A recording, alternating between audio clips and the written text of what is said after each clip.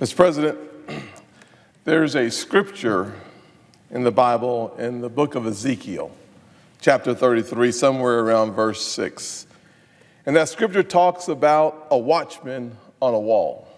And his job is to simply say, there's danger coming. Very important job. The watchman's job is to simply say, there is danger coming. I had that conversation, as Senator Perdue spoke about, 5 years ago. I didn't find anyone on the other side willing to engage in that conversation then. And here we are 5 years later.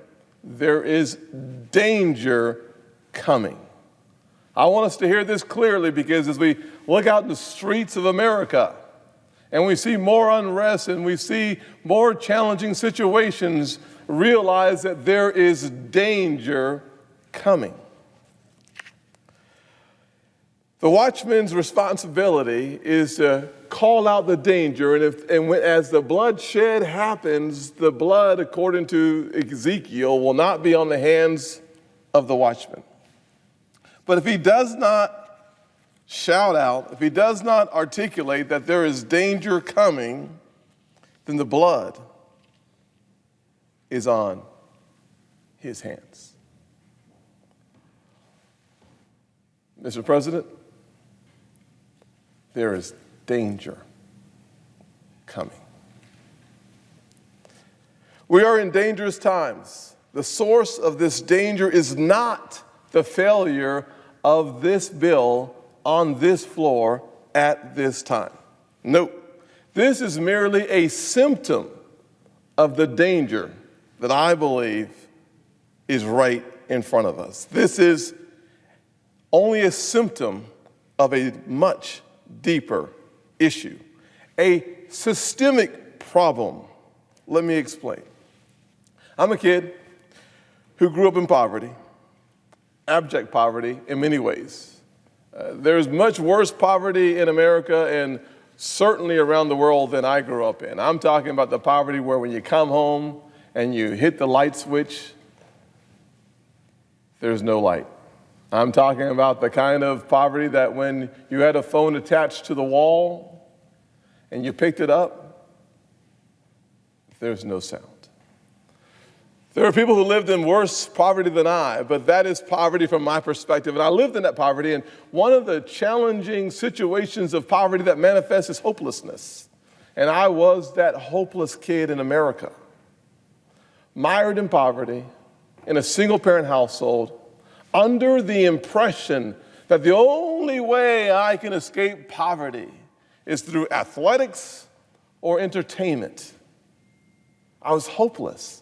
And from 7 years old to 14 years old, I drifted, and all drifting leads in the wrong direction.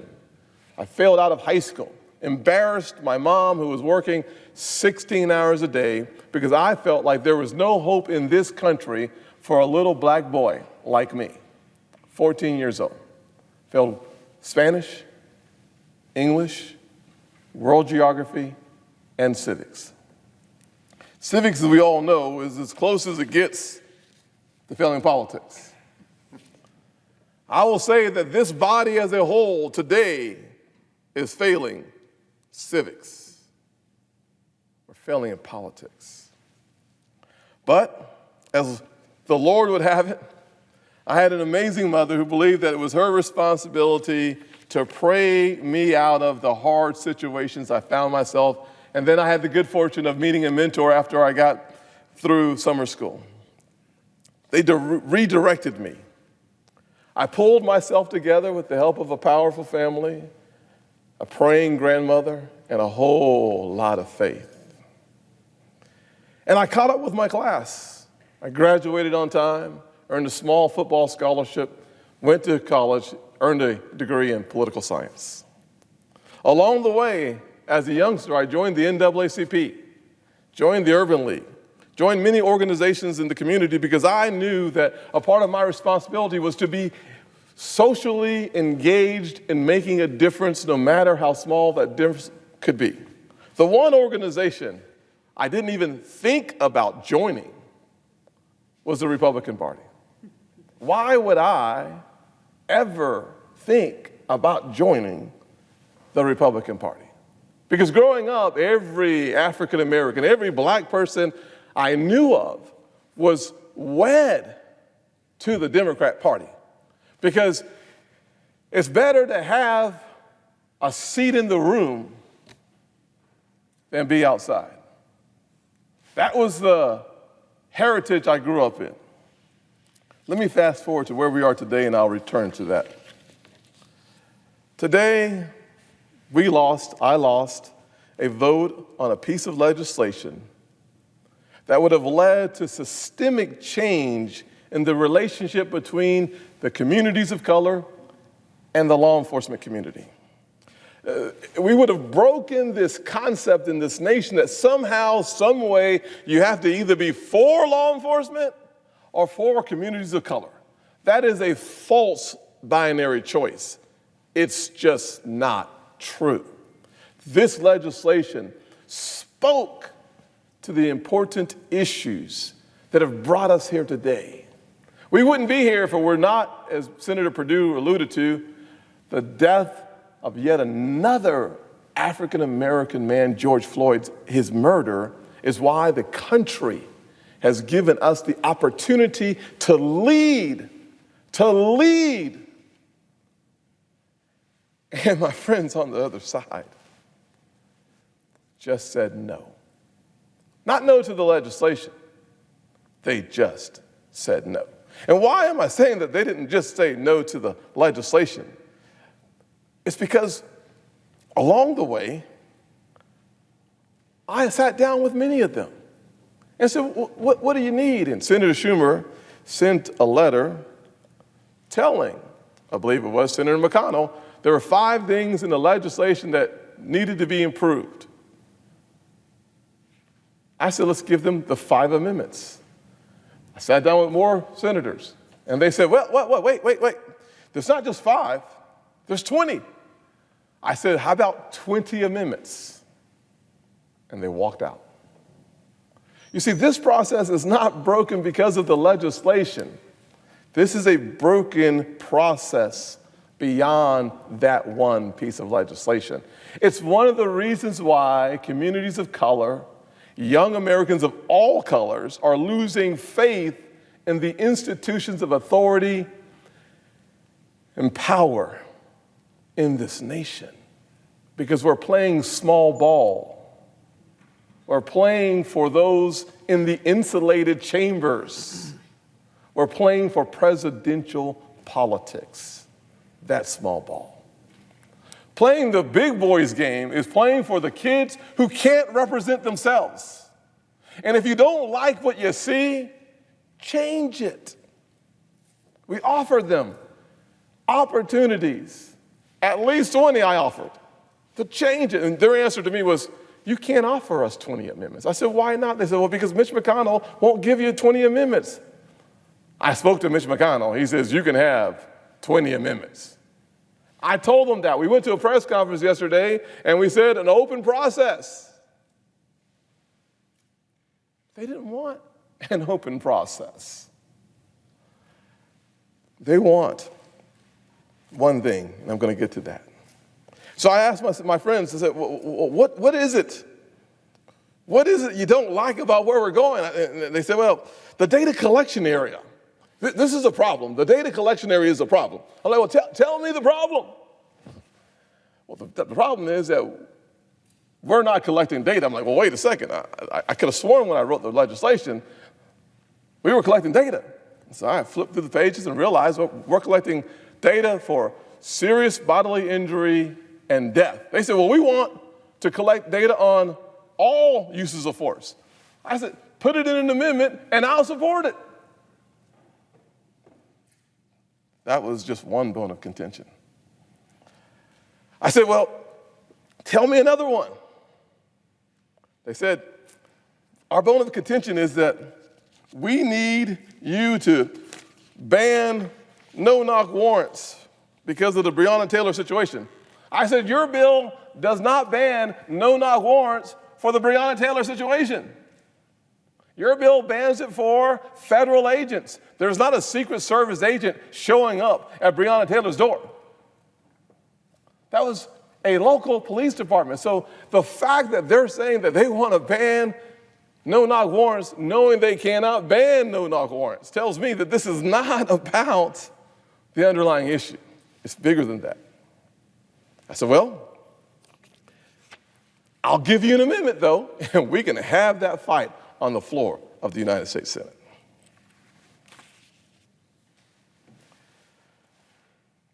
As a matter of fact, I said, tell me any issue you have with the legislation. Well, we went to de-escalation training, the duty to intervene, best practices. I said, in the legislation, in the legislation, in the legislation. I was like, I don't have any here, so I didn't pull it out. But here's where I said next. I said, let's talk about tactics then. They said, well, you don't ban chokeholds. I was like, I could have sworn I banned chokeholds in there somewhere. And then I read the bill. They don't ban chokeholds on the local level, the state level. You know why? There's this little thing called the Constitution. They can't ban chokeholds. Eric Gardner's situation would not have been cured by their ban on chokeholds because their ban on chokeholds were for federal agents. Our legislation instructed the Attorney General to ban chokeholds for federal agents. And what else did we do? Well, we said we would reduce funding by 20%. They'd reduce funding by 10%. So our penalty was twice the penalty of the other side. And this is supposed to be an issue. Mr. President, I'm not sure we have found the issue. We haven't. It's not chokeholds. It's not the duty to intervene. It's not data collection. Because I said on chokeholds, they said, Senator, sat there meeting with them. I said, Senator, it's your definition of chokeholds. That's the problem. See, I assume that when you think of chokeholds, you think of a chokehold, but there is a distinction of the carotid airflow versus blood flow. They said ours only covered one, not the other. I said, okay, you have an amendment, I'll vote for it, we'll change it. They said, we're not here to talk about that. I said, well, wait a second. If we're not here to debate the issue on the motion to proceed so that we can not fix 50% of the bill, not 70% of the bill, but literally slivers, slight changes on parts of the bill that would move this entire process forward, and you have the amendments to do so. I even said something that I didn't think I would say. I said, what about a manager's amendment? Let's just fix everything in one fell swoop. They said, no, thank you. So I find it disingenuous that people say, well, why don't you just sit down with one member and work it out? Well, if a manager's amendment won't do it, if the 5 amendments that they wrote in a letter saying that they needed to have these things fixed won't do it, if 20 amendments won't do it, you have an open process on the floor of the United States Senate that requires 60 votes to get off of the bill, then what, pray tell, is the problem? Well, I finally realized what the problem is, Mr. President. The actual problem is not what is being offered, it is who is offering it. It took me a long time to figure out the most obvious thing in the room. It's not the what. I've listened to the press conferences. I've read the newspapers. I'm not sure that anyone who's actually reporting on the bill has actually read the bill. Because the next time I see another story or editorial that says, we don't do this, their bill does that, and you put the two together, and it's not just off, it's just dead wrong. So I realized finally, it's the who that's offering this. Now, I have dealt with the problem of who before. As a black man, I get the who being the problem. It's one of the reasons why I went to Senator McConnell and said, I want to lead this conversation. I'm the person in our conference who has experienced firsthand racial discrimination, racial profiling by law enforcement, and I'm still a fan because I believe that most law enforcement officers are good.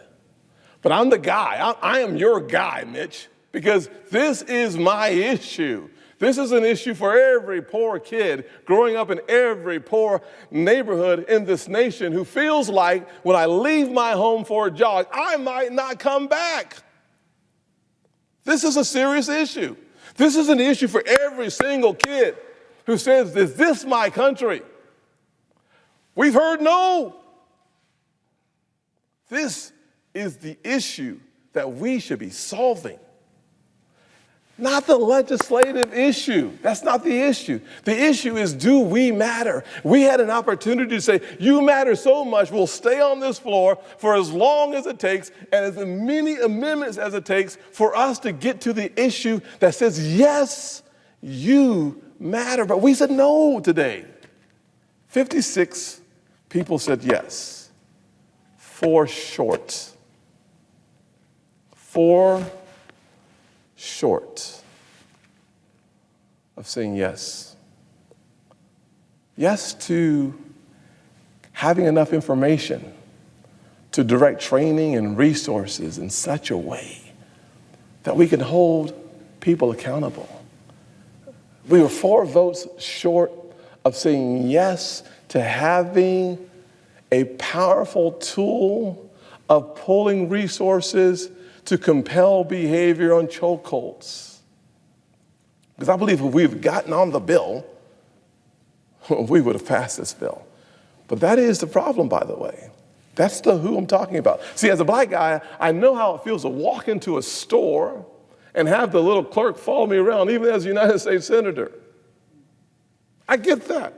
I've experienced that. I understand the traffic stops. I understand that when I'm walking down the street and some young lady clutches onto her purse, and my instinct is to get a little further away because I don't want any issues with anybody. I understand that. But what I missed in this issue is that the stereotyping of Republicans is just as toxic and poison to the outcomes of the most vulnerable communities in this nation. That's the issue. When Speaker Pelosi says, one of the most heinous things I can imagine, that the Republicans are actually trying to cover up murder, the murder of George Floyd, with our legislation. That's not politics. That's not a game to win. That's you lose, you will sooner or later lose. But immediately, every kid around the nation that heard that nonsense lost that moment. You see, what's become evident to me is that she knows something that we all know. She knows that she can say that because the Democrats have a monopoly on the black vote. And no matter the return on their loyalty, and I am telling you, the most loyal part of the Democrat construct are black communities. And no matter the loyalty of the people, the return they get will always continue to go down, because in monopolies, you start devaluing your customer. You see, today we could have given, at the very minimum, 70% of what they say would be important for the people we say we serve. But instead of having a debate on that today and getting not 5 amendments, but 20 amendments, a manager's amendment, and instead of going forward and getting what you want now, they've decided to punt this ball until the election. You know why? Because they believe that the polls reflect a 15-point deficit on our side, therefore they can get the bill they want in November. All they have to do is win the election. And then roll in January, and they get a chance to write the police reform bill without our support at all. Well, this is what they did in the House, right? No amendments in the House for Republicans on their bill. We're saying amendments on our side. Democrats are saying no amendments in the House, but you here in the United States Senate, because we are the world's greatest deliberative body, you can have amendments. Not in the House, not under Speaker Pelosi, but under Leader McConnell, you get at least 20 amendments. And I thought, what the heck, I'll throw in the manager's amendment too. But that was not good enough, because the irony of the story is not the bill. The irony of the story is that today and through the rest of the June and all of July, what we're going to have here is, instead of getting 70% of what you wanted or more, you're going to get 0. How's that for a return? How's that for loyalty? How does that work for the little kid at home in North Charleston where Walter Scott got shot? How does that work around the country when, instead of getting 70% of what you wanted today and tomorrow and next week, you get 0? And you're going to wait until the election to get more. Okay. Well, why wouldn't you take the 80% now, see if you can win the election, and add on the other 20%? You got to be kidding me, because the who matters. They cannot allow this party to be seen as a party that reaches out to all communities in this nation. And unfortunately, without the kind of objectivity in the media that is necessary to share the message of what's actually happening, no one will ever know. Because if you don't read it in the paper, it must not have happened. If you don't see it on TV, on MSNBC or CNN, it must not be true. That's the problem. Let me just say this. I think we are willing to compete for every vote, everywhere, all the time. That might not be true in every corridor of the nation, but it's true in most corridors of the nation. And this party has reinforced that truth, not by the words coming out of my mouth, but by the actual legislation signed into law. Senator Perdue started talking about the important work that we did on opportunity zones, and I'm going to wrap it up in 2 minutes here. It's lunchtime. 2017, we passed tax reform. I included in the opportunity zones $75 billion, real money, to the most distressed communities in this nation. How did that happen? Well, me and President Trump had a serious disagreement on his comments after Charlottesville. He, being a person that I was not looking forward to having a conversation with, invited me to the Oval Office. I sat down, Ben, and I said, what do you want to talk about? The president said, tell me about your perspective on racial history. I was stunned, because if you know President Trump, like I know President Trump, his love language is not words of encouragement. It just ain't. I know ain't a word, but it's not. But he listened. And at the end of our conversation, he simply said, tell me how to help those I've offended. I didn't know what to say, so I pulled out my back pocket and got opportunity zones.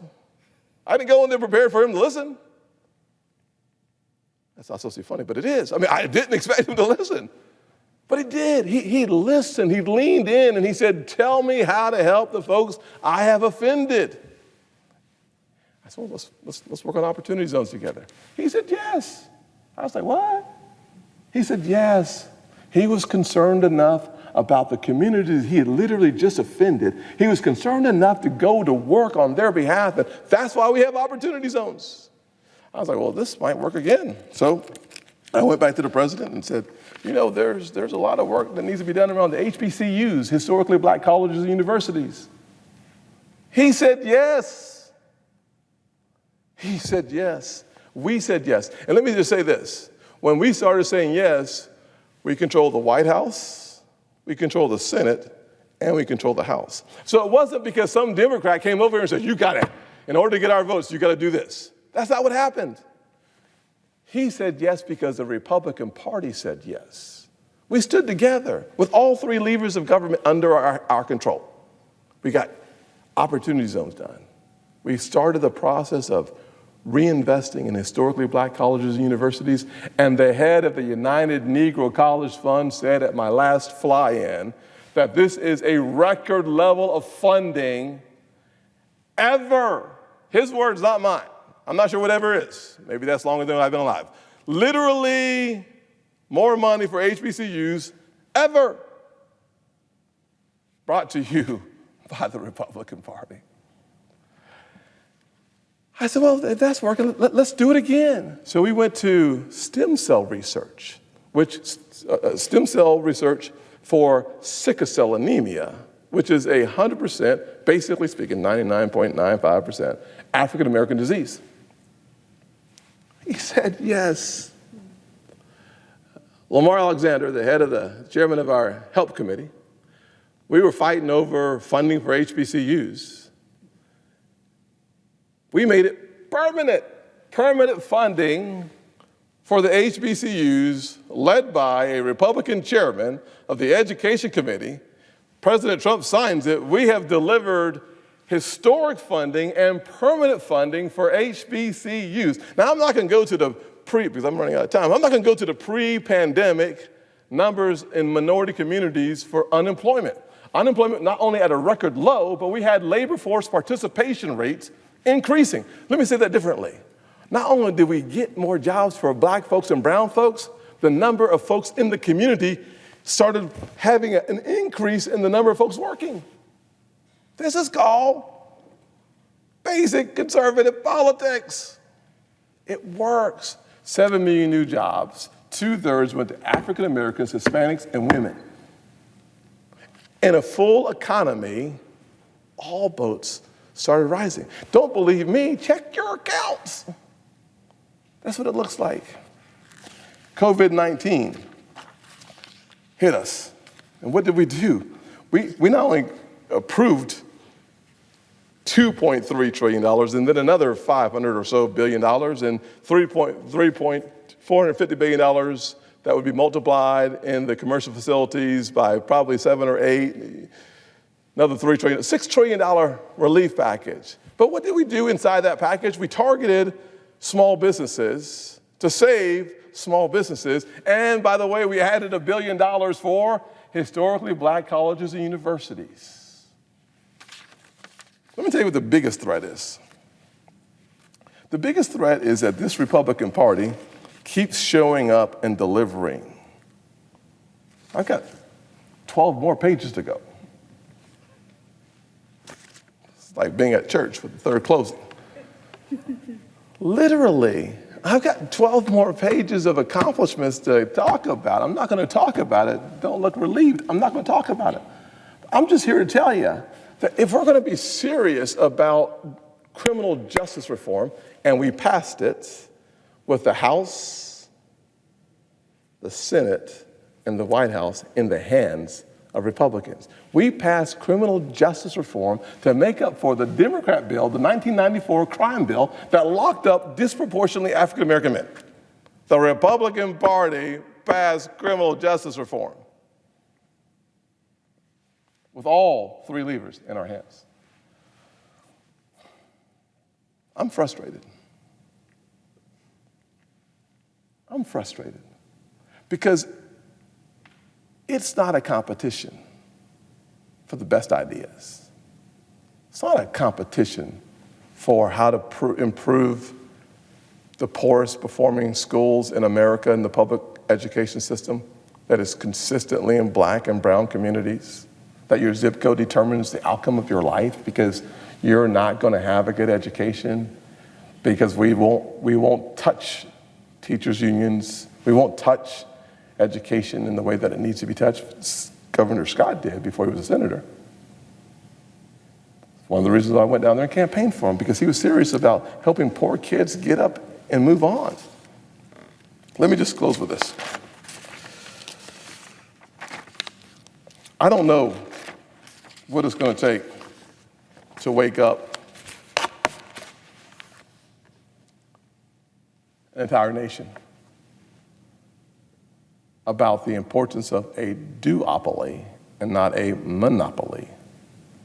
Because look at your results. Look at the results you're getting.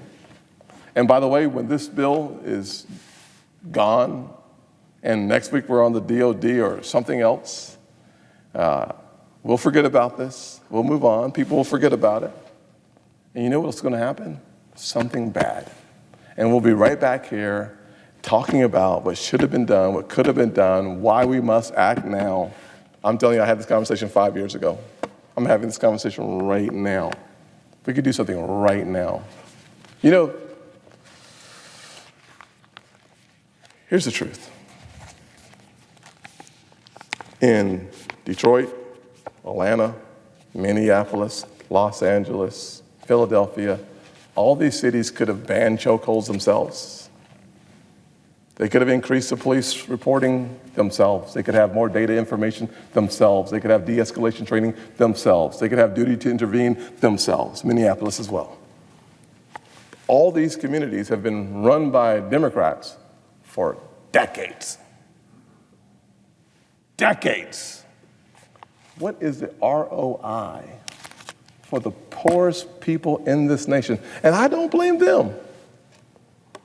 I blame an elite political class with billions of dollars to do whatever they want to do, and look at the results for the poorest, most vulnerable people in our nation. I'm willing to compete for their vote. Are you?